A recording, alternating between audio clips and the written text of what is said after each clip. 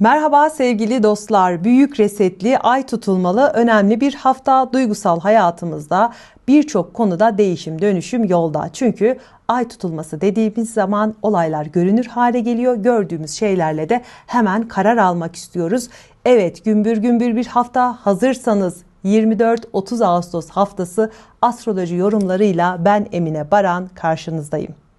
Sevgili canlar, güzel mi? Güzel. Önemli mi? Önemli. Yoğun mu? Yoğun bir haftadan geçiyoruz. Gökyüzünde Balık burcunda bir tutulma gerçekleşiyor.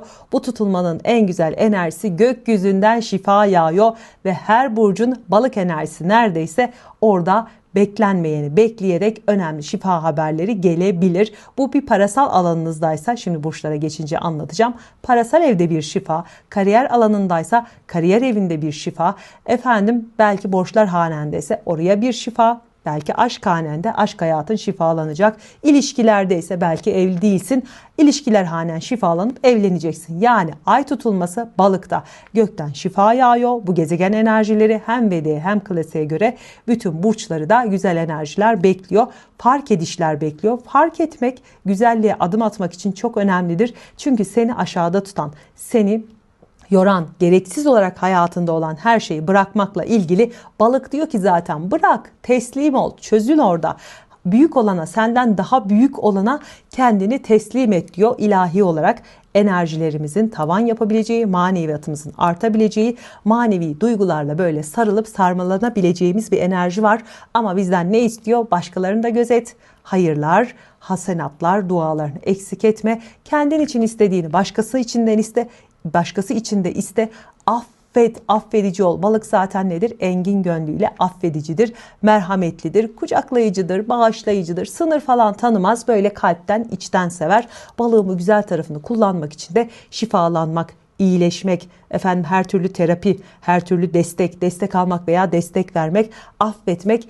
Bir şeyin daha iyisi olması için de yaratıcıya, Rabbim en iyisini sen biliyorsun, sana emanetim deme haftası. Vallahi bu anlamda çok seviyorum ama ego yapayım. O aslan tutulması oldu ya, Jüpiter'de aslanda.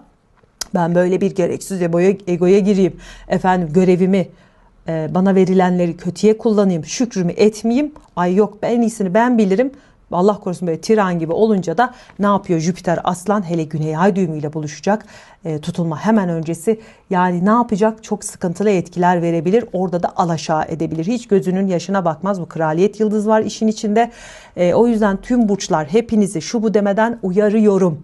Engin gönüllü olma, alçak gönüllü olma haftası. Zaten bu tutulmanın etkisi 6 ay sürecek ve geçmişte hepimiz şuna bakmamız lazım. Bütün burçlar hiç ayırmadan 2007'nin Ağustos ayı, Aralık ayı ortasındaki o 5-6 ay, Ağustos'tan sonraki 6 ay, 2007 neler yaşadık? Duygusal hayatımız nasıl değişti? Normal hayatımızda nasıl devinimler oldu? Oraya benzer enerjiler var. Dönüp orayı şöyle bir yoklarsak, sizde ne tür değişimler olduysa ona benzeyen değişimler olabilir. Herkes de olmak zorunda değil ama olabilir. Buraya da bir dikkat çekiyorum sevgili canlarım. Evet, hazırsanız burçlara başlıyoruz. Sevgili Koç, bu haftanın etkisi, maneviyatın öyle bir sınanacak ki, manevi gücün öyle bir sınanacak ki, balıktaki ay tutulması 12. evinde seni ilahi olan enerjinle böyle güm diye buluşturabilir. Hem yaratıcılığın artıyor geçmiş aslan tutulmasından, hem ilhamın artıyor, hem de gönlünden taşan bu enerji seni manevi alana çok güçlü şekilde çekebilir. O zaman ne yapacaksın? Hayır vermek, bir hayır kurumunda çalışmak, bir hayır kurumuna destek olmak ya da haftalık, aylık böyle bir bütçe ayırmak bu alana. Yani senden düşkün olanları korumak, kollamak, onları da gözlemlemekle ilgili önemli bir imtihandan geçiyor olabilirsin. 12. ev, uzak yerler, gurbet dediğimiz alanlar. Buradan beklediğin haberler varsa ki telefonla ani beklenmedik haberler gelebilir. Bu tutulmaya 3. evinden Uranüs tetik yapıyor. Yani haberler, yolculuklar, ulaşım, iletişimle ilgili ani beklenmedik haberler hayatında yön değişikliği verebilir ki geçmiş tutulmayla birlikte değerlendirmemiz gerekiyor. Yani 5. ev, 12. evi aktif ise hayatında sevgili Koç, yaratıcılığın, ilhamın, sahnede olman, kendini göstermen, manevi gücünü ortaya çıkartarak ben de buradayım, hey beni görün demek, ustalığını, marifetlerini göstermekle ilgili çok önemli bir tetik alıyorsun. Ama en büyük gücü yine içinden, kendinden, kendi desteğinden alacaksın. O yüzden benim sana nacizane bu tutulma etkisine tavsiyem, ne olur tutulma anında biraz inzivada kal. Biraz o gelen ilahi desteği, enerjiyi al ve hemen her şeyle ilgili çok hızlı karar verme. Çünkü tutulma evet bir şeyleri gösterir, görünür hale getirir ki bu ay tutulması dolunay enerjisinde. Ama ne olursa olsun arka tarafında oluyor ya, bir şeyleri eksik görebilirsin, yanlış reaksiyon gösterebilirsin. Her şey sana gösterildiği gibi olmayabilir ki Jüpiter Aslan'da abartan bir enerjide egoyu da böyle çok şişirebilir. Satürn'den bir üçgen oluyor. Frenle diyor kendini. Frenle, sen üstadsın, ustasın. Eğitim, kendini göstermek, bir işte liderliğini ortaya koymak için sınavın geliyor. Dikkatli ol diyor. İkili ilişkilerde bu arada her şey yolunda. Yani ikili ilişkilerin, aşk hayatın kötü bir şey gidiyorsa, yolunda gitmiyorsa bitme enerjisi verip senin hayatına yeni yeni enerjiler çekebilir. Burada kuruyan, yolunda gitmeyen ilişkiler bitebilir. Buraya bir dikkat. Ama bu Uranüs tek kare açısı tutulma anında hızlı etki vereceği için sevgili dostum ne yapacaksın? Sevgili Koç, ani karar verdim, hemen harekete geçeyim. Hayır, bekleyeceksin. Birkaç gün bekle, ondan sonra karar ver. Neden? Çünkü Uranüs işin içinde şak diye gösteriyor. Evet bir şeyleri gördün, fark ettin ama duygusal devinim de çok fazla veriyor balıktaki tutulma. Çok fazla duygusallaştırıyor. Çok fazla duygu doğru karar vermeyi engellediği için yanlış reaksiyonla yanlış sonuçlar, kayıplar getirebilir. Aman ha, dikkat diyorum, bu etkiler altında. 6. evine de Güneş. Orada parlıyorsun, çalışma hayatını düzenliyorsun, iş hayatında düzenlemeler oluyor. Belki iş değişikliği de gündeme gelebilir. İş, rızık, parayla ilgili değişimler gündeme gelebilir. Sağlığına bir tık dikkat. İşte beyin, baş, orada kardiyolojik sorunlar, belki Merkür'ün orada sinir bağlarıyla ilgili konular, eller, kollar. Yani böyle çok hızlı devinimler, ellerini, kollarını bir yerlere de çarpma. Neden? 6-12. ev aksın hareketli olduğu için sağlığa dikkat et diyor sevgili Koç. Güçlü bir değişim var. 12. evin değişiyorsa, manevi hayatın değişiyorsa, iç dünyan değişiyorsa, olaylara bakışın değişiyor. O zaman seni bilgeleştiriyor. Bilgelik hayırlı olsun diyorum ama 5. evinden Jüpiter geçtiği için her halükarda bolca şans ve bereket geliyor. Aşk hayatında da durdurulmaz bir enerjidesin. Ev hayatındaysa bir takım tadilat, tamiratlarla uğraşabilir. Belki taşınabilirsin. Gündemde aile var.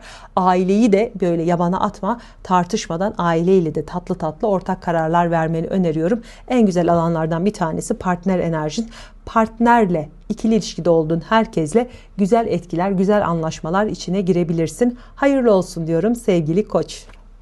Bir de sevgili Koç, hemen ekleyeyim. 2007. Özellikle Ağustos'la Aralık ayı enerjisi. Oralara bir git. Neler yaşadın, neler gördün, neler oldu hayatında. Ona benzer enerjiler tekrar tetiklenebilir. Bu tutulmanın bir benzeri orada yaşanmıştı. 2007'nin yaz aylarından sonra böyle neler oldu hayatında. Buraları bir gözlemle, buna benzer enerjiler de hayatına dahil olabilir diyorum. Hayırlı olsun tekrar. Haftaya görüşüyoruz. Sevgili Boğa, bu haftanın etkisi 11-5. ev aksın çok hareketli ise aşk, ilişkiler bolca gündemde. Yalnız bir Boğa ise kalabalıklar içinden kafana göre doğru aşkı bulabilirsin. O zaman kalabalıklara karış, organizasyonları, düğünleri, partileri kaçırma diyorum sana. Önemli bir etki, çok güçlü bir devinim, gelecek hedeflerin, gelecek hayallerin değişiyor. Kafanda kocaman bir vizyon açılıyor. Ya ben daha önce buralardan geçtim, bunları hiç böyle görmemiştim, nasıl güzel, nasıl değişikmiş falan diye hayatın görmediğin birçok güzelliğini görebilir, fark edebilirsin. Bunun için de tabii en güzel, hayatı güzelleştiren şey aşksa hayatına güçlü bir aşk girebilir veya aşk duygusu girer. Yalnız değilsen partnerinle müthiş bir açılım yaşayabilirsin. Mesela evlisindir ama çocuk düşünmüyorsundur. Hadi çocuk yapalım enerjisine girebilirsin. Ya da yalnızsan dediğim gibi ya evleneyim, bir çocuk enerjim olsun. İşte evim olsun, barkım olsun. Buralar çok güçlenebilir. Çünkü yöneticisi, tutulmanın yöneticisi 4. evde Aslan'da. Seni aile kur, köklen, ev al, yuvanı büyüt, evini büyüt, alanını büyüt diye ne yapacak? Bir yıl boyunca destekleyecek. Bu tutulmalar etkisinde de zaten o destekleri görmeye başlamış olabilirsin. Miras paylaşımı, aileden gelen destek, işte efendime söyleyeyim, Belki anne babayla ilgili konularda çok önemli olaylar. Hadi bakalım evlen yavrum, hadi bakalım yuvanı kur yavrum. Ya da evliysen eşinle birlikte bu ev bize yetmiyor ya. Büyüğüne geçelim, ev alalım, yatırım yapalım, gayrimenkul yatırım yapalım. Taşınmazlara dair böyle inanılmaz bir merak sarabilir. Birikim yapma konusunda da destekleyen etkiler var ama en çok kırılma. 5. 11. ev aksında olduğu için bu haftanın etkisinde arkadaşların değişiyor sevgili boğa. Arkadaşların, sosyal çevren, takıldığın insanlar, bazıları sana iyi gelmiyor. Kapanış yaşatabilir. Yani evet, gözden düşenler olabilir. Bu bana iyi gelmiyor. Bu benim iyiliğimi istemiyor diyebilirsin mesela. Bu tür etkilerde bazılarına yol verebilirsin. Bazılarını gönderebilirsin. Ama ne olursa olsun 11. ev tetik alıyorsa, gruplar, kalabalıklar içinde bir yer edineceksin. Burada belki bir konuşmacı olarak, belki bir dernek, vakıf üyeliği olarak, belki bir yerin başkanlığı, bir yerin liderliği olarak bir sana hadi bakalım sahne senin, seni de görelim diye insanlar böyle alkış tutabilir. Bu etkiler çok önemli. 2. evden gelen Uranüs bu tutulmaya şimdi diyor ki sana aşk hayatın, arkadaşlıkların, gelecek hedeflerinle ilgili ani, beklenmedik hızlı harcamalar olabilir veya şansın dönebilir. Buralardan gelen desteklerle parasal konunda çok önemli uyanışlar yaşayabilirsin. Paranı çarçur etme diyor. Bir boğa olarak aslında sen tutmayı seviyorsun. Birikim yapmayı seviyorsun. Parayı seviyorsun ama Uranüs 2. evde. Para sadece bir kanaldan gelmesin. Başka kanallardan da gelebilir. Bak buralara bak diyor. Parasal alışkanlıklarını şöyle bir değiştirebilir. Harcama alışkanlıklarını değiştirebilir bu tutulma. Bugüne kadar harcamadığın konulara bir hobiye başlayıp para harcayabilirsin. Ne bileyim hanene bir çocuk gelir, çocuğuna para harcayabilirsin. Çok sevdiğin biri olur hayatında, aşkın olur, ona böyle kesenin ağzını açabilirsin. Bu da biraz canını sıkabilir. Çünkü boğa harcamakla harcamamak arasında git gel yaşarken sağlığına biraz dikkat etmen gerekiyor. 6. evindeyse yöneticin, özellikle böbrekler, ikili organlar, yumurtalıklar, üreme ile ilgili konularda bir check-up'lara gidebilirsin.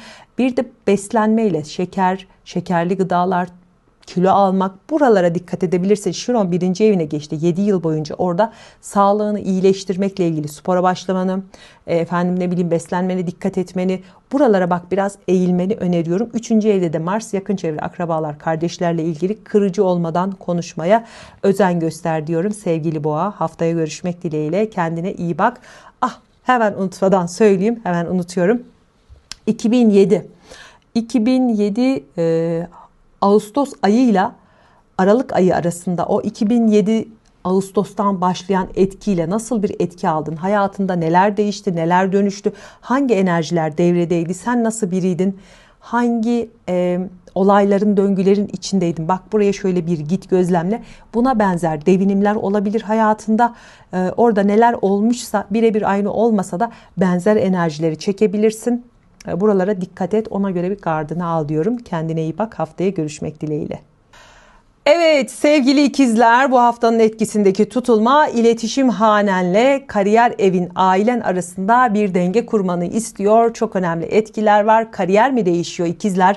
Kariyere bakış açın mı değişiyor? Hayatında son 2 yılda seni yıpratan kariyerle ilgili enerjiler varsa böyle silip süpürüyorsun, yeni bir döngüye giriyorsun. 2024'ten beri seni üzen ne varsa bu tutulmanın etkisinde doğru kararlar ver diye duygularını şöyle bir gıdıklayabilir. Burada yeni kararlar aldırabilir.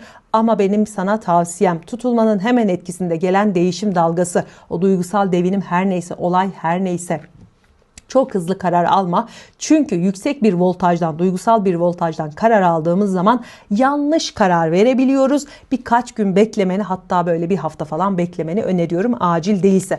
Karar aldım hemen uyguluyorum değil. Uranüs orada sıra dışı, ani, beklenmedik bir etki yaratabilir. Tabii ki ani hızlı refleksler bazen gerekebilir. Bundan bahsetmiyorum ama zamana yayılan bir kararsa birazcık böyle frene basmanı öneriyorum. Bir de sevgili ikizler, 2007 yaz ayları, Ağustos'tan sonraki o 6 ay, özellikle Ağustos'ta neler yaşadın, Eylül'de neler yaşadın, şöyle bir gözlemle. Şimdi bu tutulmanın aynı derecesinde orada da bir tutulma oldu. Aynı şekilde balıkta ay tutuldu. Duygusal olarak neler atlattın, hangi dönemlerden geçtin ya da hayatında köklü hangi değişimler oldu? Şimdi buna benzer enerjiler başlayacak. Orada çok güçlü o tutulma gibi ona benzer enerjilerde tetikler alabilirsin. Dikkatli. Orada olumsuz bir şeyler yaşadıysan duygusal olarak daha gardlı, daha böyle farkındalıklı yaklaşabilirsin. Eğer bu olumlu bir enerji ise de böyle onu seve seve kabul etmeni tabii ki istiyorum ama tutulmalar bize rağmen oluyor. Yani burada aslında külli irade, cüzi irade çok kalmıyor. Külli irade devrede olduğu için sana rağmen değişimler geliyor. Zaten son 2 yıldır yıpratıcı etkiler bu iş, ev, kariyer vesaire seni yormuştu. Şimdi önüne bak. Kocaman baksana bir ne yapıyorum? Işık tutuyorum. Dolunay etkisinde ışık vardır. Hele tutulma o ışığı iyice büyütür ve der ki hadi bakalım ver kararını. Karar verme aşaması. Parasal olarak harcamaların çok olabilir. Buraya biraz dikkat. Ani, hızlı ev, aile ile ilgili para harcamaları seni yorabilir.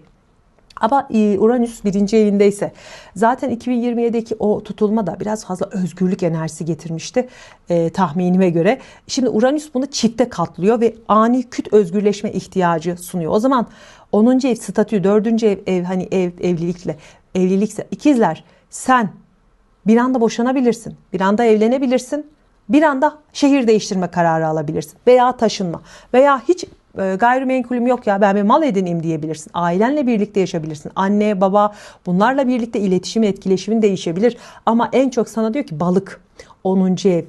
Bak diyor iş ve kariyerde. İşini değiştirme tamam. Hani değiştir demiyorum öyle bir yani senin bu bireysel hayatın falan etkili ama işle ilgili bir şeyleri değiştirmelisin. Bakış açını, ne bileyim belki mesleki bir yeterliliğini, belki eğitimle ilgili bir alanını. Zaten Jüpiter de 3. evde kendini yeterli hissedebil diye eğitimle ilgili önüne inanılmaz fırsatlar açıyor. Manevi eğitimler, maddi eğitimler, üniversite eğitimi hiç fark etmez. Böyle herkes bir bilgelikle dinleyebilirsin ve sana iyi gelen alana böyle ne yapabilirsin? Uzmanlığını konuşturmak için başlayabilirsin. Yapılandır diyor. Zaten Jüpiter ile Satürn arasındaki üçgen açı 11. evinden 3. ev arasında sosyal hayatını, arkadaşlıklarını, bilgi, birikim, tecrübelerini tekrardan yapılandır diyor. Devletle ilgili bir işin varsa da bu etkiler altında yani tabii ki en iyisini Allah bilir ama bir haber gelme enerjisi var. Ama bu haber olumlu mu olumsuz mu? Uranüs orada olduğu için yani inan bilemiyorum. Bir de tabii senin birebir haritan, senin birebir tetikleyicilerin ne diyor, ruh burcun ne diyor? Bunlar da çok önemli hale geliyor sevgili ikizler. Tutulma hayırlı olsun. Kendine iyi bak. Haftaya görüşmek dileği ile. Evet sevgili yengeç bu haftanın etkisi Mars 1. evinde aşkı almışsın. Sevgiyi, muhabbeti almışsın ama biraz tartışmalı, biraz gerilimli. Aşk hayatında önemli kararların aşamasında olabilirsin. Ki yöneticin ay dalga dalga gitmiş Balıkta en dalgalı burçlardan bir tanesine tutuluyor, tutulmaya sebep oluyor. O zaman duygusal hayatın uzak yerler, yakın akrabalar, yakın çevre bu konularda güçlü bir devinim yaşayabilirsin. Araç almak, araç satmak, iletişim, seyahat, eğitim, online işler, ilişkilerle ilgili önemli kararlar, bol bol telefon görüşmeli, bol bol iletişimli bir hafta ve aslında 6 ay seni bekliyor. Online'dan bir iş yapmak, ticari bir faaliyetle ilgili ise belki seyahatlerle ilgili bir işe başlamak önemli. İmzalar atmakla ilgili kararlar var. Bir şeyleri duyabilir, fark edebilirsin. Rızık evin, parasal evinde çok güçlü devinimler var ki tutulmanın yöneticisi 2. evinde sana parasal konularda çok önemli hareketler getiriyor ve oraya bir Satürn üçgeni alıyorsun bu tutulmanın etkisinde. Diyor ki sana ani, hızlı, beklenmedik bak bir takım olaylar yaşatabilirim veya duygusal devinimler fark ettirebilirim. Uranüs 12. evinde bir gün sabah kalkarsın, bir rüya görürsün, hayatın değişir. Bir gün sabah kalktın, benim duygularım değişmiş, düşüncelerim değişmiş, beynim resetlenmiş diyerek uyanabilirsin. Yeni kararlar alabilirsin. Karar almak için zaten var ya Mars 1. evde seni desteklemek için gelmiş. Diyor ki kararlı olmak için ben buradayım, sana bütün gazı ve gücü vereceğim. O zaman harekete geç diyor.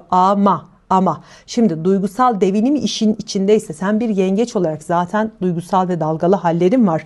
Bir de bu tutulma balıkta yine duygusal ve devinimli bir alandaysa yanlış karar verebilirsin. O zaman ne yapacaksın sevgili yengeç? Benim sana tavsiyem bu tutulma etkisinde yaşayacağın duygusal her türlü devinim ya da gördüğün fark ettiğin bir şeylerle ilgili duyduklarınla ilgili ani harekete geçmemen. Böyle birkaç gün belki birkaç hafta belki bir hafta örnek veriyorum. Ya bir dursun bir sindireyim. Yapacağım şey gerçekten benim için iyi mi, olgun mu, tamam mı? Bunlara bir karar ver. Ondan sonra harekete geç. Çünkü yanlış karar aldırabilir. Duygusal devinimle aşırı tepkiler verebilirsin. Bir şeyler değişiyor hayatında, çok güçlü şeyler değişiyor. Vizyonun, bilincin, hayata bakışın, kararlılığın, odaklılığın, zihnin parlıyor. Zihnini açacaksın. Ama yanlış karar verirsen o zihin kapanabilir, flulaşabilir, karamsarlığa düşebilirsin. Burada dikkatli ol. Duygular geçicidir. Her zaman bunu kendine hatırlat. Duygu geçicidir, asıl olan benim. Duygu geçicidir, asıl olan gerçekler diye. Sevgili yengeç, benim sana tavsiyem, seni gerçekliğe çağırıyorum.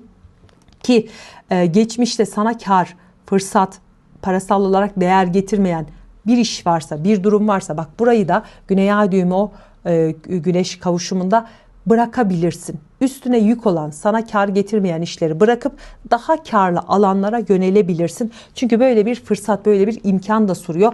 Parasal konularda ego yapmaman gerekiyor. Fazla özgüvenden, hele Mars 1. evinde taşkınlıktan biraz kaçınman gerekiyor. Ama parasal konularda sakın korkma. Jüpiter 2. evinde zaten sana çok güzel fırsatlar getiriyor. Eğitimden para gelebilir, bilgelikten para gelebilir. Başkasından her türlü konudan sana fırsatlı etkiler gelebilir. Bunu unutma. Çalışmaktan para gelebilir, işinle alakalı konulardan para gelebilir. En çok da uzak yerlerden, varsa online işlerden, reklam, medya, PR işlerinden paraların bolca akabilir. Zaten varsa herhangi bir iş, bunu göster, parlat diye medyaya sun, bir şekilde görünür ol diye sistem destekliyor. Cesaret alıp hadi bakalım ben de varım, buradayım diye böyle bir sosyal medyanda parlatabilirsin. Zaten iş konusunda çok fazla sorumlulukların artıyor. Parasal konularda da bu konuda bir düzenleme ve bir yapılandırma geliyor. Hayırlı olsun diyorum. Bu benzeri bir enerjiyi bak 2007'nin Ağustos ayı Aralık ayı arasında 6 aylık süreçte yaşadın. Özellikle Ağustos-Eylül'de neler yaşadın? 2007 şöyle bir gözlemle. Bak bakalım sen o dönem içinde nasıl bir haldeydin? Nasıl bir duygusal durumdaydın? Buna benzer tetikleyiciler var. Orayı da böyle gözlemleyerek gardını alabilirsin. Kendine iyi bak. Haftaya görüşmek dileğiyle sevgili yengeç. Sevgili Aslan, hem bir tutulma hem de 2-8 aksın güçlenen bir enerjide, güneş orada destek veriyorsa parasal konular çok dikkat çekiyor. Parayla ilgili anlaşmalar, sözleşmeler, parayla ilgili özgüven patlamaları, paraya bakış açının değişmesi, rızık kanallarında bazı değişimler olabilir.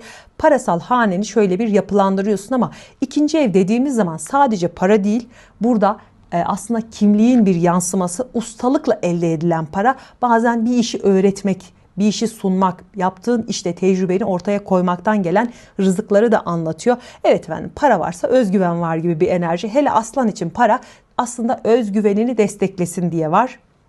Yoksa Aslan zaten parayı tutan biri değil. Vericidir, verir, sever, paylaşır. Zaten kral, cömert bir kraldır. Dolayısıyla hem Jüpiter 1. evde Satürn'le üçgen açıdaysa kendini yapılandırman, yurt dışı işler, online işler, her türlü devletle ilgili işler, belki bilgi, ulaşım, iletişim, seyahat, reklam, medya, PR, bu tür alanlarda tutulmanın yöneticisi Satürn'le üçgen açıda. O zaman çok köklü değişimler söz konusu olabilir. Çok önemli atamadığın imzaları, atamadığın adımları atabilirsin. Çok önemli şekilde Aslan kendini bu tutulmanın etkisinde yapılandırabilirsin. Özgürlük naraların çok artıyor. Sana iyi gelmeyen gruplar, sana iyi gelmeyen arkadaşlıklar, hepsini diskalifiye edebilirsin. Seçici olabilirsin. Zaten seçici ol. Zaten fark et. Sana iyi gelenlerle birlikte ol. İyi gelmeyenleri şöyle ele diye ne yapıyor? Bu tutulma sana Uranüs kareli bir destek sağlıyor. Aslında bu zorlayıcı bir açı, destek dediğime bakma, ama bazen biz bir şeylere çok tutunuyorsak sistem, Allah'ın yarattığı o sistem tabii ki, Allah ne diyor? Çok tutunduğun için diyor, biraz sert etki yaratabilirim.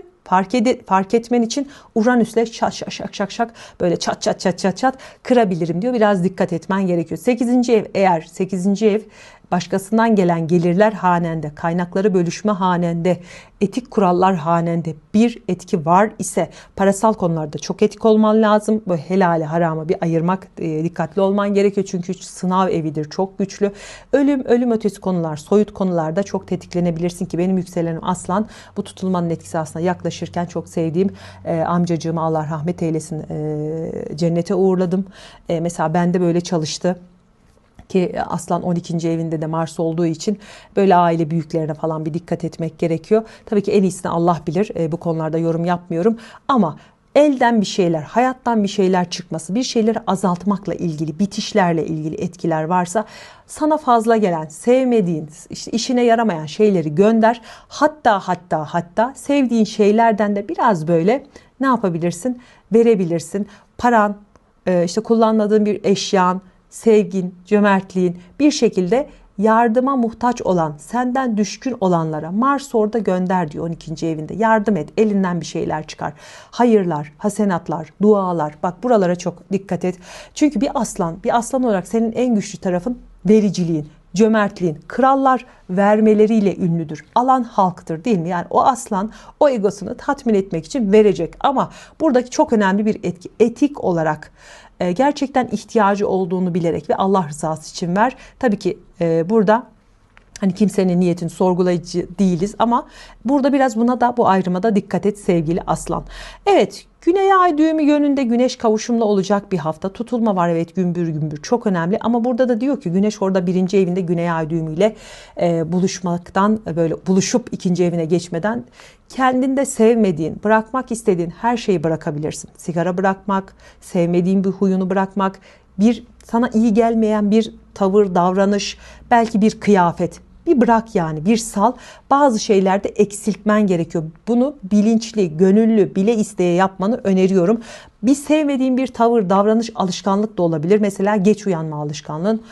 Ya işte artık erken uyanacağım diyebilirsin ki aslında rızkın en önemli püf noktası erken uyanmak, güne erken başlamak, bunu unutmayalım. Sirkadyen saat rızıkla ilgili manevi olarak çok önemli açılım sağlar. Buradan aslanları da uyarayım. Uyaracak çok şey var ama tabii ki bir programa sığmıyor. Sizin genel haritanız tabii ki en doğrusunu söylüyor. Bunu da unutmayalım.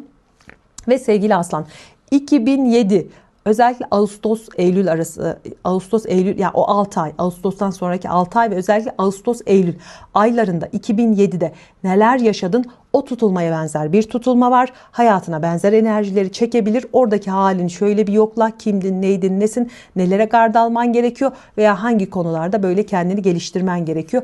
O enerjileri de bir yoklayabilirsin diyorum. Ve kendine iyi bak. Haftaya görüşmek dileğiyle. Bay bay.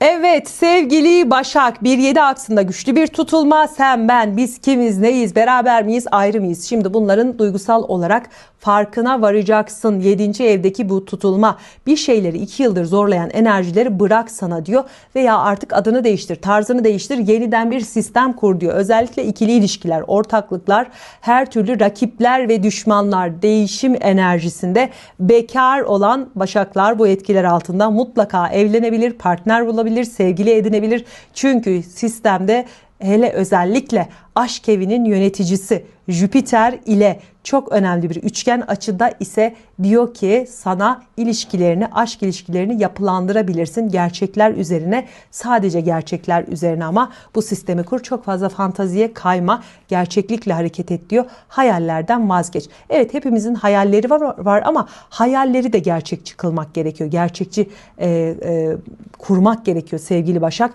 Burada biraz seni gerçekliğe davet ediyor. 12. evinde tutulmadan hemen önce Güneş Ay düğümü kavuşumu var. Burada bazı şeyleri bırakmakla ilgili seni tetikliyor. Korkuları, travmaları, bilinçaltındaki dönüşmeyen her şeyi şöyle bir sal gitsin, şöyle bir şifalandır, terapiler alabilirsin veya kötü bir alışkanlığını bırakmakla ilgili tetiklenebilir. Uykuların, rüyaların çok fazla tetiklenebilir. Aslında biraz burada manevi rehberliği uykular kanalıyla, rüyalar kanalıyla alabilirsin. Manevi dünyanı mutlaka zenginleştirmen gerekiyor sevgili Başak. Çünkü hem Aslan'da bir tutulma oldu 12. evinde, hem de bu tutulmanın yöneticisi, 7. evinin yöneticisi yine Aslan'da 12. evinde. 12. ev her halükarda çalışıyorsa senin için yardımlaşmak, yardıma muhtaç olanlara, senden düşkün olanlara düzenli, sistematik yardımlar yapmak. Yani bir sefer değil ama örnek veriyorum, işte ben bir vakıf, kanal ya da ne bileyim Kendi başıma bağımsız. Birine düzenli yardım yapacağım. 3 kuruşsa hani çok az bir şey bile olabilir. Ya da ne bileyim bir merhaba, bir gönül sohbeti, bir neye ihtiyacın var diye sorgulamak. Yani sistem diyor ki senden düşük olana mutlaka yardım götür. 12. evini çalıştıracağım. 12. ev biraz karanlık ev, görmediğimiz ev ya. Hem yardımlaşmaya çalışıyor, maneviyatı arttırmaya, hem de böyle arkamızdan böyle kazanların kaynadığı alan ya. İşte koruyucu ilahi olarak orada sistemde Rabbim öyle bir sistem kurmuş ki aynı eve 12. eve hem zehrini hem panzehrini koymuş. O yüzden panzehri almak için ne yapacağız biz? Yardımlaşmaya çok önem vereceğiz. Maneviyatı güçlendirmeye, inzivalara vakit ayırmaya, herhangi bütünsel bir alanda. Zaten Başak sen kendin şifacısın. İşte efendim rutinlerin, dini rutinlerin, namazların, duaların, meditasyonların, inzivaların, buralara özellikle zaman ayırmalısın. Sağlığına zaman ayırmalısın. Sağlığını iyileştirmek için çaba, ya da çaba demeyeyim ona, bir emek vermelisin. Spora başlamaktan tut da efendim dinlenmeye kadar,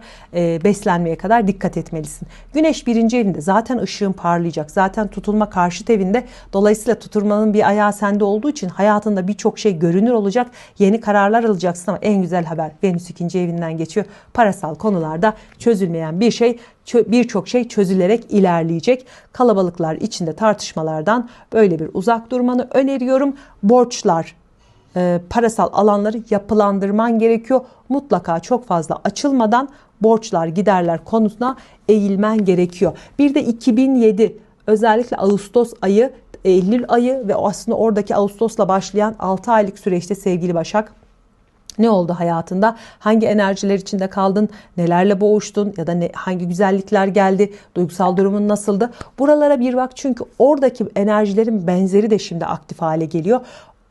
2007 senin için özellikle Ağustos'tan sonra ne demekti? Nasıl bir ortamdı? Buraları böyle gözlemleyerek biraz farkındalığını arttırabilirsin. Kendine iyi bak. Haftaya görüşmek dileğiyle. Tutulmanın başrollerinden biri sen olarak hayırlı olsun tutulma diyorum. Mutlaka tutulmayla birlikte genel etkileri anlattım. Oraya da bak. Çünkü orada da çok güzel tutulmayla ilgili bilgiler veriyorum. Üzerimizde, burada da hatırlatayım tekrar, tutulma anında bir altın enerjisi olursa aslında auramız güçlenecektir. Çünkü sistem diyor ki bu tutulma altınla ilişkilendirilen bir enerjide, kadim bilgilere göre. Daha güçlü aura için altın bulundurmanı öneriyorum sevgili Başak.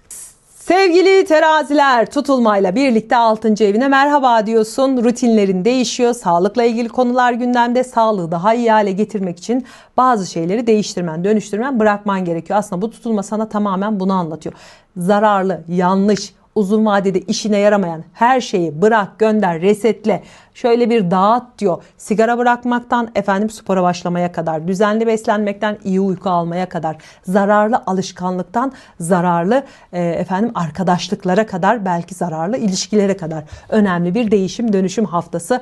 Neden? Çünkü bir tutulma haftası. Geçtiğimiz haftalarda da Aslan'da bir tutulma oldu. Senin 11. ev, yani sosyal alanın, sosyal liderliğin, gelecek hedeflerin, arkadaşlıklarının, gruplarının içindeki rolün. O zaman statün mü değişiyor? Arkadaşlıklar içinde rolün mü değişiyor? Aşka bakışın mı değişiyor? Birçok şey değişiyor. Ki 7. evinden bir Satürn geçiyor. İlişkiler sınanıyor. Ve sevgili terazi, bazı konularda tahammülsüzlüğün artabilir. Ama Venüs hala kendi hanende, bir de bu tutulma etkisinde güçlü bir yerde konumlandığı için gücün aktif, gücünü iyi ortaya koyabilirsin. Güçlü taraflarını da çok iyi ortaya koyabilirsin. 6. evdeki bir tutulma.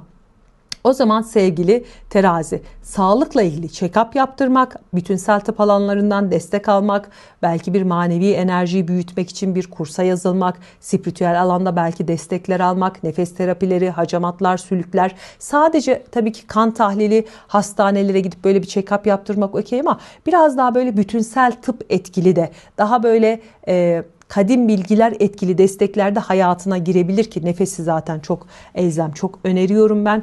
Muazzam bir, vücudunu çok hızlı oksijenlendiren, çok hızlı böyle çözülmeli sağlayan ve böyle stresini bertaraf eden bir etkide. Bunu da bir yere yazmanı öneriyorum. 10. evinden Mars geçiyor. Şimdi kariyerde bir savunma, kariyerde mücadele, yeni bir kariyerde kimlik, yeni bir kariyerde karar anı, karar hayatı olduğu için bu tutulmanın etkisinde de aslında kariyer ve parasal haneni de etki edecek önemli kararlar alabilirsin. Yön değişiklikleri gelebilir. Yeni iş, yeni iş anlaşmaları, yeni işle ilgili konular. Yeni iş dediğin zaman ya da rutinlerin değişmesi dediğin zaman hayatın birçok şeyi değişiyor ve yapılanıyor. Bu da aslında seni en temelde, en kökte temel olan 4. evin yöneticisi 7. evinde olduğu için ilişkiler ve aileden yakalıyor. Jüpiter destekli olduğu için de ne yapıyor? Yapılandırman gerekiyor. Evini, aileni, yuvanı, yaşadığın yeri, yaşadığın şehri. Ne yapacaksın? Sana iyi gelmeyen bir yerse yeni bir yere taşınmak, ev almak, belki eşle ilgili bazı kararlar vermek, aile ile eş arasında bazı kararları vermek. Bu etkiler çok önemli. Uranüs kareli bir tutulma olduğu için 9. evde vizyonun, bakış açının değiştiği kadar uzak yerlerle ilgili kararlar da söz konusu olabilir. Ya bir başımı alıp gideyim mi diyorsun? Başka bir şehre, başka bir ülkeye taşınayım mı diyorsun? Ya da online'dan bir işe mi başlayayım? Online eğitimlerime mi başlayayım diyorsun? Ani beklenmedik haberlerle de yeni kararlar alabilirsin ama en çok görünür olmak, fark edilmek, kendini göstermek, reklam, medya, PR alanlarında da güçlü tetikler var. Güneş 12. evine geliyorsa sağlık bak biraz dikkat çekiyor. Sağlıkla ilgili 12. ev konularda böyle biraz tedbirler alman gerekiyor. Başıboş olmamak adına. Yani kötü bir alışkanlık varsa, sağlığına iyi gelmeyen bir devinim içindeysen bak dikkat et terazi. Burada bağımlılıklarını fark edip ya da yanlış kararları fark edip dönüştürebilirsin. İyileştirici bir etki. Bu balık zaten şifa dağıtan bir enerji. Senin de ne yapıyor? Özellikle 6-12. ev aksında şifaya alan aç diyor. Bir de 2007 Ağustos Eylül özellikle bu 2 ay ama 6 ay boyunca yani 2007'nin Ağustos'undan başlayan 6 ay boyunca hayatında neler oldu, neler değişti, neler dönüştü, hangi devinimlerin, hangi duyguların içindeydin? Buraya bir göz atabilirsin terazi. Neden? Çünkü bu tutulmaya benzeyen en önemli etkilerden bir tanesi de o dönemde yaşandı. 19 yıl önce neler yaşadın? Şöyle bir bakıp kendi hayatınla ilgili önemli kararlar da verebilirsin. Hayırlı olsun diyorum. Haftaya görüşmek dileğiyle. Bay bay. Sevgili akrepler 5. evdeki tutulma sana aşk hayatında bir dönemi kapatıp bir dönemi açtırıyor. Belki bu duygusal anlamdadır, belki gerçekten kişisel anlamda bir dönem kapatıyorsun. Bazı ayrılıklar, kopuşlar getirebilir veya aşkın, partnerin, ilişkide olduğun, evliliğinde olduğun her kimse orada duyguların bir güncellenebilir, değişip dönüşebilir, başka bir şeye evrilebilir. Zaten uzun soluklu bir ilişkide duygular aynı şekilde kalmıyor. Sürekli bir döngü, devinim. Bazen aşk yaşıyorsun, bazen kıskançlık, bazen kızıyorsun, bazen nefret ediyorsun. Sonra o tekrar devinimle başka halden hale geçiyor. Evet, uzun soluklu ilişkiler için sorun yok. Ama 2 yıldır, son 2 yıldır özellikle seni yıpratan bir ilişki varsa, bak bu tutulmanın etkisinde böyle çok önemli, oraya bir parmak basabilirsin. Çünkü burasını şifalandırmak için geliyor. Yani balık burada diyor ki şifa enerjisi dağıtıyorum. Problemle her şeyi resetleyebilirim. Şifalandırmak bazen kökten çözüm bitirmekle de alakalı olabilir. Çünkü tutulma diyor ki orada yeni bir şey başlatacağım.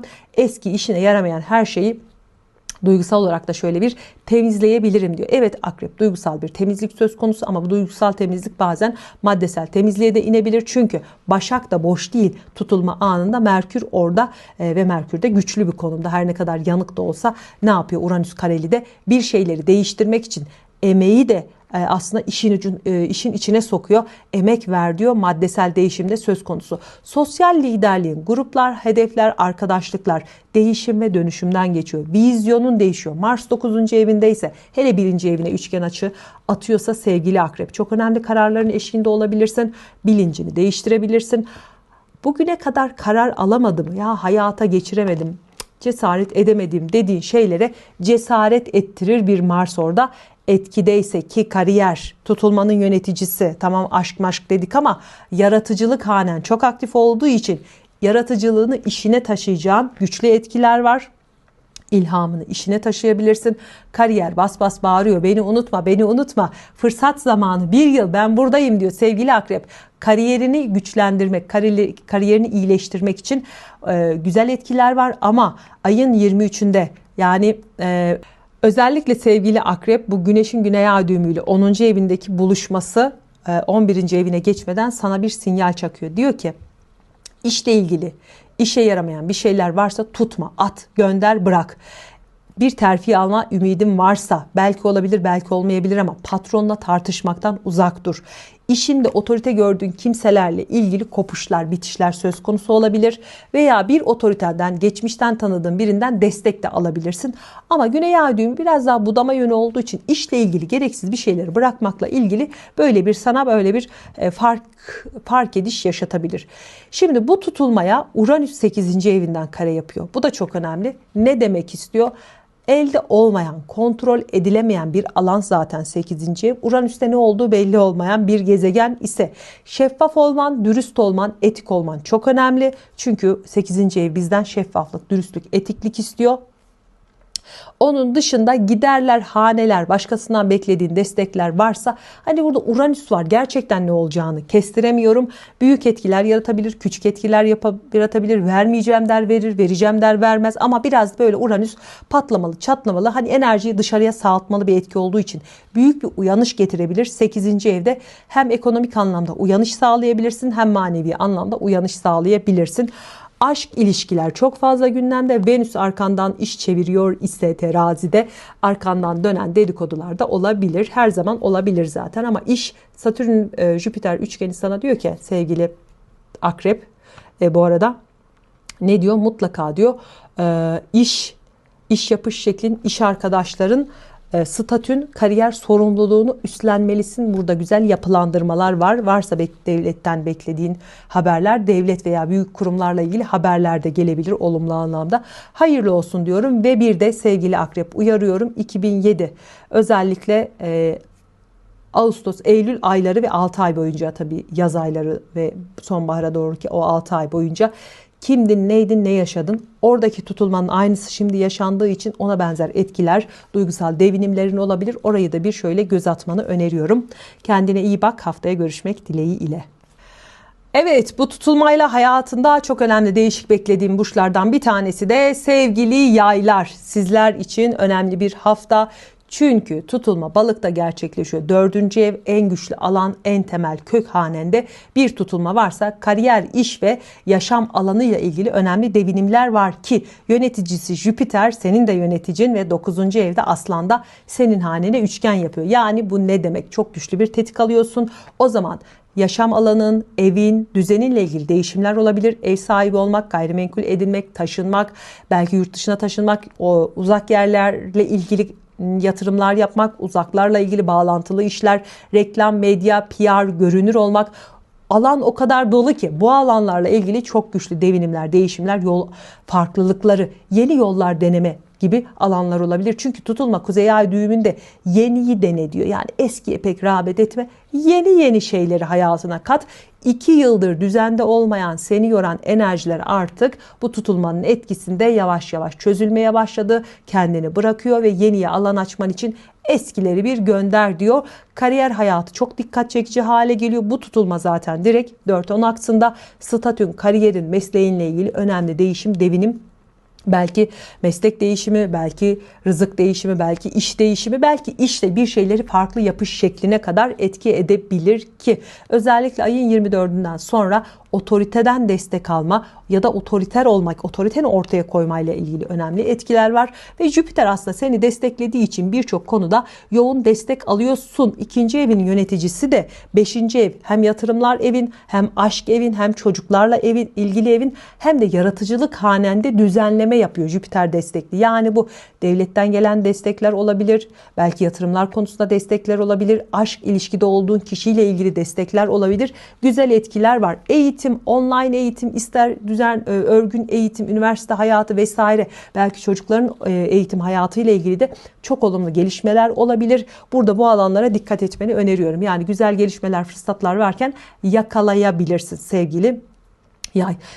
8. evinde Mars çok harcama yaptırabilir, bir şekilde borçlanabilirsin veya elinden çok fazla para gitmesiyle böyle bir gerilim yaşayabilirsin. Bak burada dikkat et. Madem elinden para gidecek, madem Mars orada biraz seni böyle hareketlendiriyor, bir şeyleri ya sat diyor, ya gönder diyor, ya ver diyor.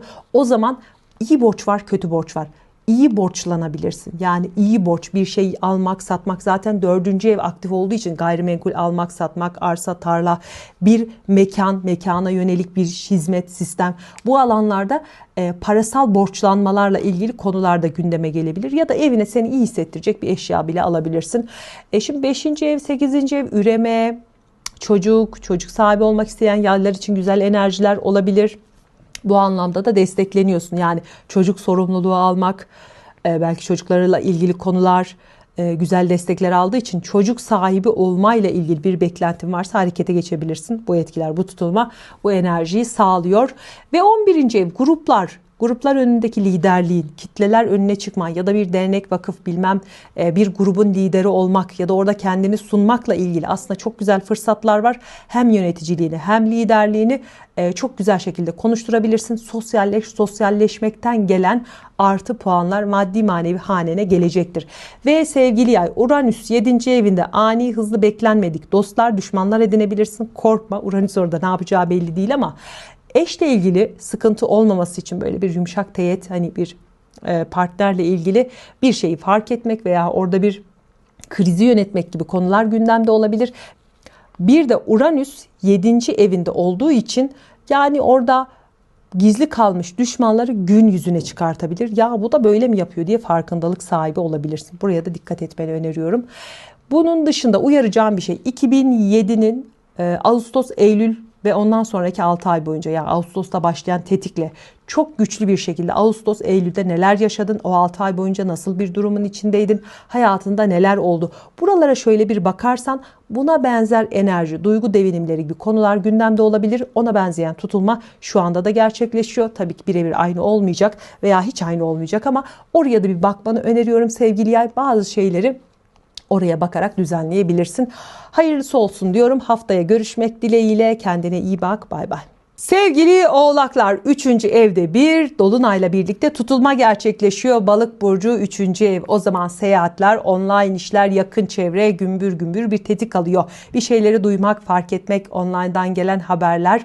Burada balık teması da biraz çözmek, bırakmak, fark edip göndermekle ilgili etkilerde olduğu için, yani balık biraz daha böyle çözünen bir etki verdiği için, teslimiyette bir etki verdiği için burada bazı şeyleri, alışkanlıkları bırakmakla ilgili. Yani 3. ev, yakın çevre, belki sana iyi gelmeyen yakın çevrenden birileriyle 2 yıldır sorunun varsa özellikle burada sıkıntılı enerjiyi şöyle bir kökten çözmekle ilgili güzel şifa etkileri var. Belki kardeşlerin hayatında bir takım çözülmeler var. Belki oradan alacağım manevi destekler var. Birazdan balık manevi desteği arama enerjisi olduğu için yakın çevre, akrabalar ve kardeşler alanında da barışma, helalleşme, belki destek alma, destek verme, bir şeyleri fark edip dönüştürme enerjisi var. Şifa evi 3-9 aksındaysa eğitimle ilgili çok önemli konular gündeme gelebilir. Online eğitim almak, eğitim vermek, yeni bir projeye başlamak, yeni bir seyahat, yeni bir yolculuk, işle ilgili belki hayatınla ilgili çok önemli kararlar verip bir yolculuğa çıkmak, uzak yerler, her türlü ticari faaliyet de bunun içindedir, ulaşım da bunun içindedir.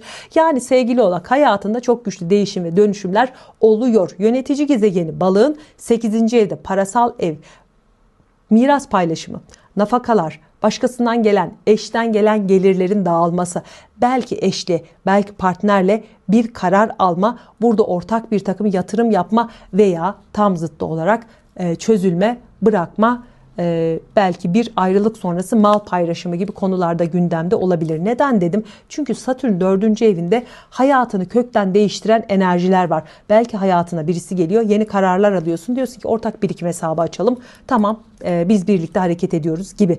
Ya da bir şeyler yolunda gitmedi. Hadi bakalım ne yapalım? Mal paylaşımına gidelim. Miras paylaşımı, aileden, işte eşten, ortaktan bir ortaklığın değişmesi, dönüşmesi gibi konular da gündemde. Ama 4. ev, yaşadığın yer, aile, yuva, yapı, evle ilgili konularda bir düzen istiyor. Özellikle Jüpiter tutulmanın yöneticisi üçgen açıyla sevgili oğlak. Ya gayrimenkul alımı, ya bir ev, arsa, tarla alımı, evle ilgili konular, inşaatla ilgili konular, aile kök, anne baba sağlığıyla ilgili konuları gündeme taşıyor. Burada önemli etkiler var. Ama Venüs 10. evinde güzel bir etki var burada. İkili ilişkileri yapılandırmak, belki patronunla ilişkini yapılandırmak, hayatında çok önemli yapılandırmalarla birlikte kariyerinde parlama enerjisi var. Sistem sana diyor ki kendi parana odaklan. Zaten orada 8. evde bir ortaklığın, bir şeyin dağılması, çözülmesi, bırakılmasıyla ilgili senin hanene gelecek destekleri anlatıyor. Burada Güneş özellikle Güney Ay düğümüyle paylaşımla ilgili bir şeyi, bir edinimi bırakmayı da anlatıyor. En hayırlısı olsun hakkında. Tabii 8. ev elde olmayan kayıpları da bazen gösterebiliyor 12. evle birlikte. Dolayısıyla bazı şeyler kontrolünde, elinde olmayabilir. Çok sinirlenmene gerek yok. Çünkü hayat senin için en iyisini hazırlıyor. Kıymetini bilmeyenleri de göndermekle ilgili çalışabilir. 6. evde bir Uranüs etkisi çok güçlü bir tetikle ne yapıyor? Bu tutulmaya kareleme yapıyor. İş yapış şeklin günlük rutinlerinde güçlü bir farkındalıkla değişim dönüşüm söz konusu. Rutinlerin değişiyor, rutinlerin kırılıyor.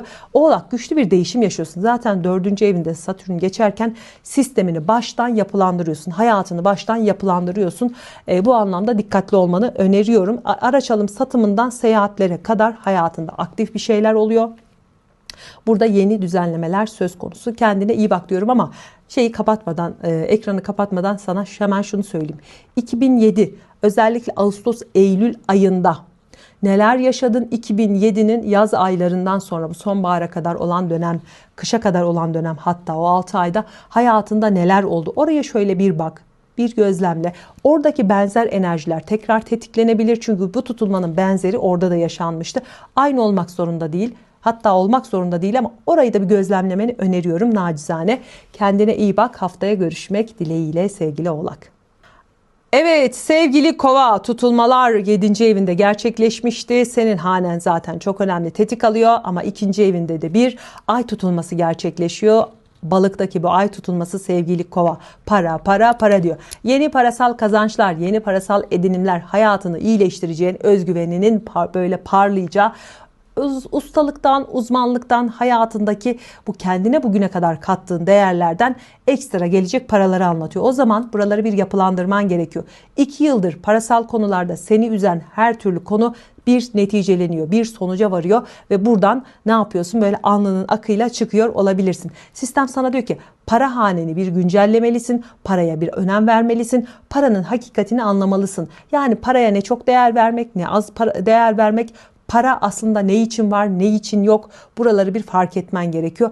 Parasal hanende bir devinim varsa özellikle sevgili Kova, kariyer evinde de iş yapış şeklinde de iş arkadaşların iş rutininde de bir değişim var demektir ki Mars 6. evinde aslında seni çalıştıracak. Aslında senin emeğini de böyle sarf ettirecek bir enerji var. Hem iş artıyor hem para artıyor gibi de değerlendirebilirsin. Parasal kazanç yollarını da değiştirebilir bu. Yani kazanç yollarının değişmesi iş değişmesine sebep olabilir veya işte terfi almak, işte yükselmek, farklı işler yapmak, ek iş yapmak, belki başkasından gelen gelirleri hanene akıtmakla ilgili de destekleniyor olabilirsin. Burada güzel etkiler var ama en çok kendi yeteneklerine güvenmen ve özgüvenine böyle bir sahip çıkman gerekiyor sevgili Kova. Değişim çok fazla. Zaten 7. evinde çok güçlü bir tutulması oldu. İkili ilişkiler, güneş tutulması gerçekleşti. İkili ilişkiler, belki dostların, düşmanların şöyle bir kendini gösterdi. 8. ev aksında hareketleneceği için burada başkasından gelen gelirlere biraz bakman, biraz odaklanman gerekiyor. Sadece tabii ki senin paran değil, eşten gelen gelirlere de şöyle bir kucak açman gerekiyor. Tutulmanın yöneticisi 7. evinde ise senin paran, benim param, eşle ilgili sen ben para kavgasına çok girmemen gerekiyor. Belki eşine parasal konuda da biraz ya da partnerine destek olman gerekiyor veya ortağın veya karşındaki kimse. Tabii bu 7. ev çok fazla bu kadar aktif oluyorsa, sen eğer bir müşteri kitlesine hizmet sunuyorsan karşındaki müşterilerin de bolca artacağını gösteriyor ki bu Satürn'den destek alıyorsa ciddi önemli kişilerle işbirliği içine girebilirsin. Önemli imzalar, önemli anlaşmalar yapabilirsin sevgili Kova. Aynı zamanda sosyal çevreni, sosyal kitleni, arkadaşlıklarından partnerine, işte yakın çevrenden akrabalığa kadar böyle enerjini coşturacak, ikili ilişkiler içinde fazla edinim sağlatacak güzel etkiler var. Kalabalığa girmeni de öneriyorum bu etkiler altında. Uranüs kareleme yapacak. Özellikle bu tutulmaya, dolayısıyla ani beklenmedik aşk devinimleri, çocuklarla ilgili konular, hobilerin, yaratıcılığın ilhamında da güçlü bir parlama, patlama etkisi olabilir. Burada biraz aşk kazalarına da dikkat etmek gerekiyor.